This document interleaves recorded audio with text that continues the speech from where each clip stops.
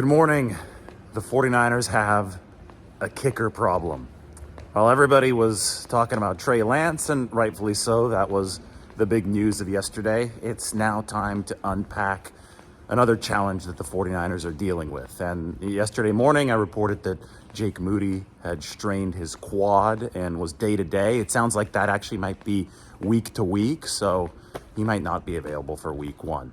Then yesterday, during pregame warmups, the 49ers' second kicker, Zane Gonzalez, strained his calf. So the 49ers have two kickers on their roster, but neither of them was healthy enough to kick last night. So then you saw Mitch Wishnowsky, the punter, step out there, attempt an extra point, and just shank it. Anyway, Robbie Gould on line one. They're making a call to Robbie Gould now? I mean, you can't chart these twists and turns. They're just too wild with the 49ers. I think their most likely move, since neither of these two injuries for Jake Moody and Zane Gonzalez seem like long-term injuries, I think the 49ers' most likely move is to sign a kicker to the practice squad, activate him for week one or week two if they need to, and carry Jake Moody, who they've invested the third-round pick into, on the 53-man roster. But that being said, Robbie Gould still is available. And as long as Robbie Gould is available, you're going to be hearing people calling for him.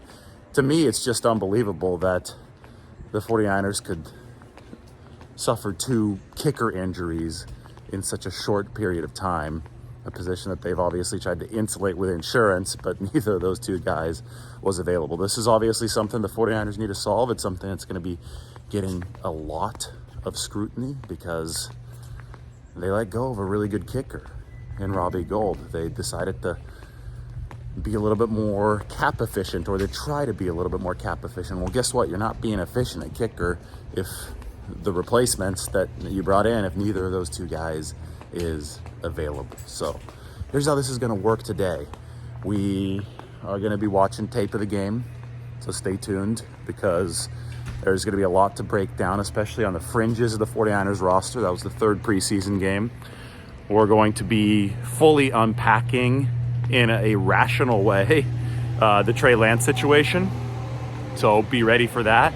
And it's going to be one of those busy days after. It's a nice little marine layer morning in the city, and that means it's going to be a good opportunity before the sun comes out to burrow down and break down the 49ers. So good morning from San Francisco. Time to go get some coffee and time to start digging through a very eventful day at 49ers HQ. We'll talk to you all soon.